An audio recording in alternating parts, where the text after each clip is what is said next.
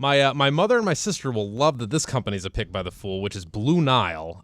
Really quickly, just why is it a foolish company? Aren't they in the penalty box for rule breakers? And what the heck is a web room? Yeah. Okay. Good. So Blue Nile is a company that is one of our longest running recommendations at rule breakers, and that's bad news because it's not been a great stock. So it's still kind of sitting about where it Hanging was out there, in 2004 when I first picked it. I've owned shares all the way through, so I've just kind of sat on a lemon. It had a really good first few years with Mark Vadon, who is the founder. It proceeded really well. He left the company. He went on to start Zulily.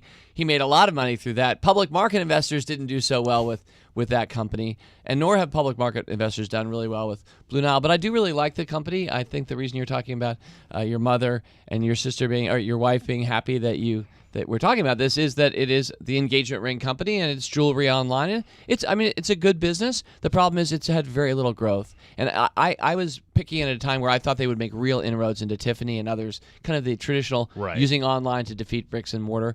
It's not really happened. I think part of the reason is that a company like Tiffany has such a strong and revered brand that it can't really be as well undermined by the online medium as many other verticals in retail.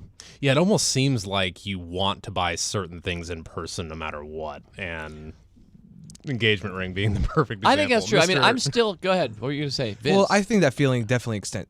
Vince is recently engaged, by the way. Yes, okay. Yeah. And were you a buyer?